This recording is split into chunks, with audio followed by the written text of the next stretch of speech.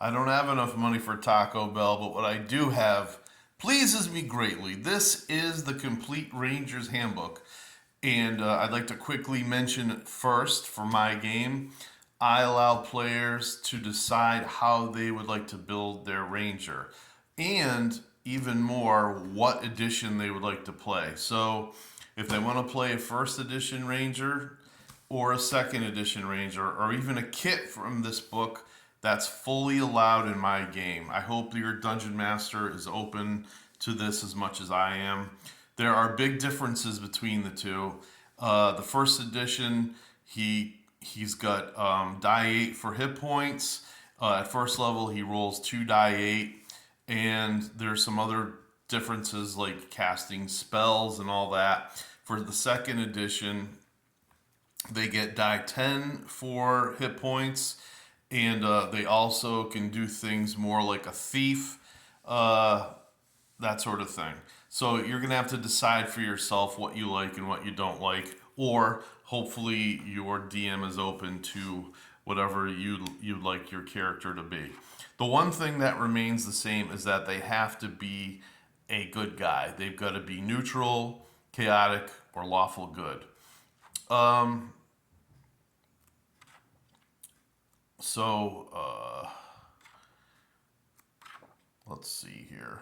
The second edition does have that species enemy, which the ranger has to um, he has to decide for himself what he wants. I think they put a few tables just in there to either give you an idea of what you might want. Most people pick a humanoid of some kind that you know you're going to come in contact with. You could pick one type of giant, not the whole range of giants. You could pick trolls, and there's other things in here.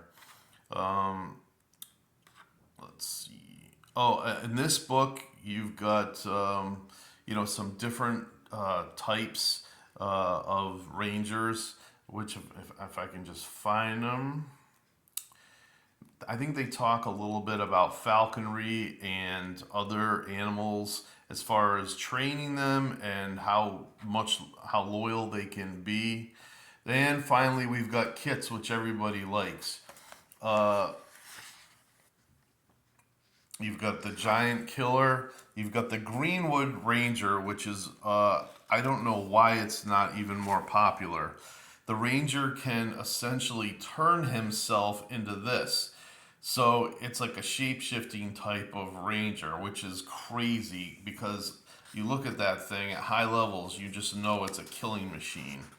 Um, but there's also has to be some uh, there also has to be a downturn. Like the hindrances, for every plus, there's a hindrance. Um, yeah, he gets penalized for moving silently. He's got a vulnerability to fire because essentially he turns like into like this tree man. It's crazy. And vulnerability from extreme climates. There's a bunch of things. So all of these, with every plus that you get, there's also a minus. There's the Guardian, the Justifier. I think the Justifier was the character in some of those Greyhawk novels that were written a while ago. I'd have to look for those. Uh, Mountain Man, Crude Weaponsmithing, Pathfinder, which is funny because of the Pathfinder game. And then there's terrain costs for that thing. Look at this. This guy is sort of like a what is he? Oh, the Sea Ranger. He has a special thing like maybe Aquaman. That's crazy. The Seeker, Sacred Animals, the Stalker, which doesn't sound like a good guy, but all the Rangers, believe me, are good. Uh, and of course, you've got your new proficiencies in here. Anybody can take their spells.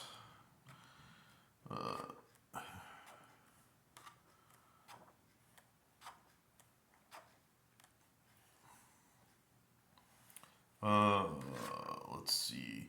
You've got different types of rangers as far as how they act. A player could go in here and he could pick what type of maybe he's outgoing, maybe he's distrustful, that all sorts of things. It gives you basically some things on how to act, whether he's got any kind of faith. We know that druids worship Biori for Greyhawk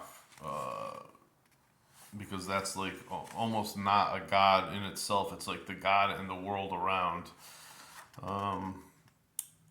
And then there's other buildings and tracking and whatnot. In the very back, you've got, as all these books, they have these character sheets or whatever. But I made my own years ago. I don't really care for that. So there you go, the Complete Rangers Handbook. All right, have a great day.